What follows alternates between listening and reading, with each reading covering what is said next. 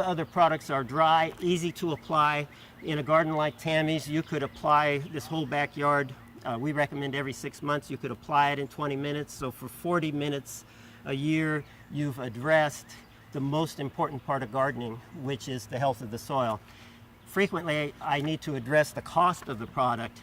Compared to anything that does the same thing, like compost tea or like compost, it's very, very inexpensive and much more convenient. Compost tea probably is for people if it's your hobby, but it's not a real simple thing to do. What we're trying to do is bring the benefits of compost tea to everyday gardeners and make it easy and simple. I have a little handout here that shows a residential garden, a hospital, and a college campus, and the cost of improving the soil where you use John and Bob's products instead of big piles of anything is about a third.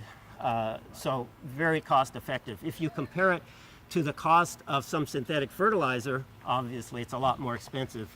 Sadly, most gardeners are buying their products at that they use to improve their garden at box stores. And I don't know if you realize it, but if you go into a box store and look at what's for sale, almost every single thing sold in terms of promoting plant growth is bad for the soil.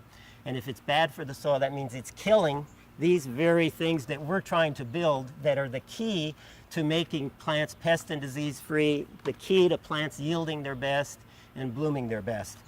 People compare the cost of the products to say ammonia sulfate or some synthetic fertilizer that you would buy at a box store. And they are more expensive than synthetic fertilizers, but synthetic fertilizers damage the life in the soil every time you use them. These build the life in the soil every time you use them. And so they're not the same. If you compare them to using compost or piles of organic matter, they're much less expensive.